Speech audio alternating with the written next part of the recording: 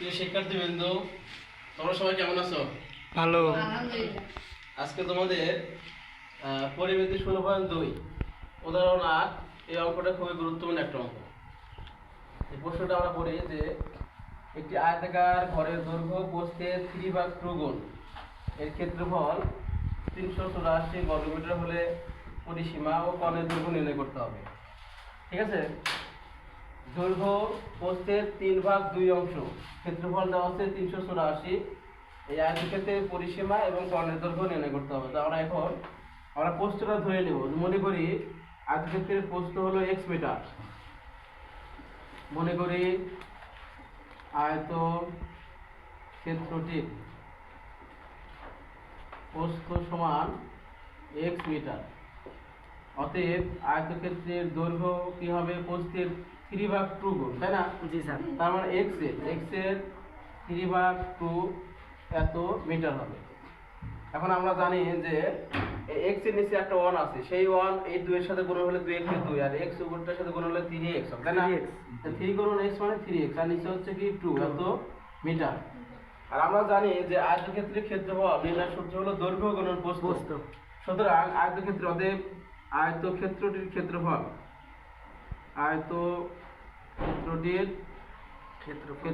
সমান কি হবে?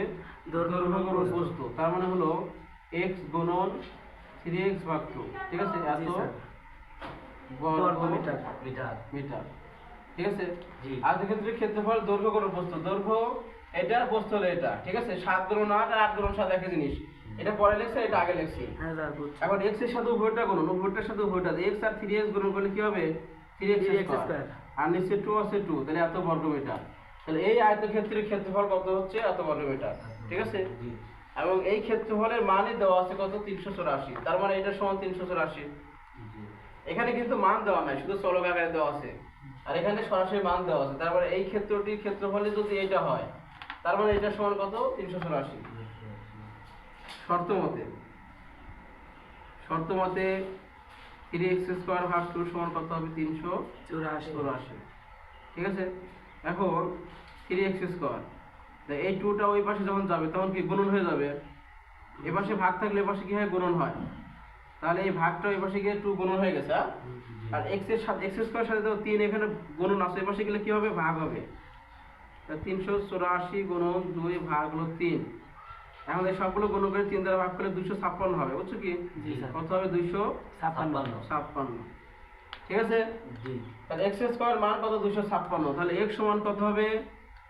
এই স্কয়ার ওই পাশে গেলে রুট হয়, তাহলে 256 কে রুট করলে কত হয়? 16 গুণন 16 সমান কি? 256। অতএব x সমান কত? 16। এই দেখো, আমরা x সমান কি ধরছিলাম? x সমান ধরছিলাম প্রস্থ।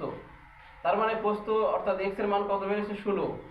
x এর মান 16 বেরিয়েছে, অর্থাৎ প্রস্থ তাহলে x এর জায়গায় কি হবে? 16 মিটার।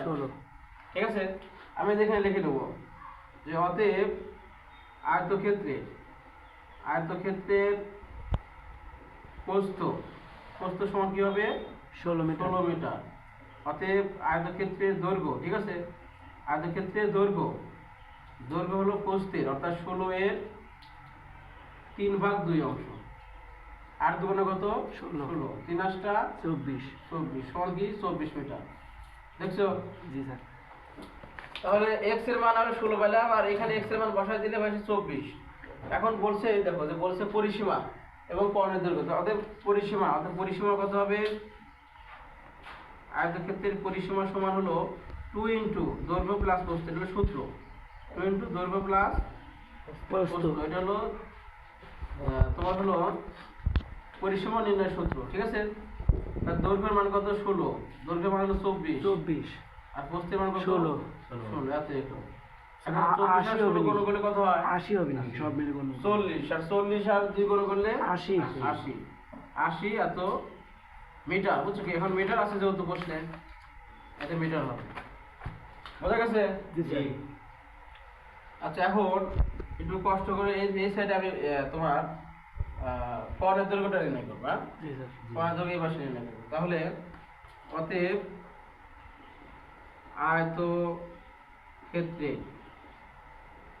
আয়তক্ষেত্রে কোণের দৈর্ঘ্য সূত্র হলো √/14 24 দৈর্ঘ্য স্কয়ার প্লাস প্রস্থ স্কয়ার, এটা হলো সূত্র। জি স্যার দৈর্ঘ্য স্কয়ার প্লাস প্রস্থ স্কয়ার প্রস্থ স্কয়ার।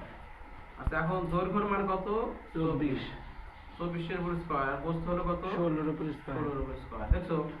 তাহলে এখন 24 এর উপর স্কয়ার করলে কত হয়? 24 এর উপর স্কয়ার করলে 24 গুণন 24 কত হবে দেখো তো? 24 গুণন 24 আচ্ছা সবগুলো 832 একবার লিখে দিলাম। 576 এর স্কয়ার করে কি হয়? 832। স্যার ভাঙে রেখে দিন। ঠিক আছে? আচ্ছা 832 কে যদি রুট করো তাহলে কত হবে? 828.84। 8 রুট আবার 800 28.84।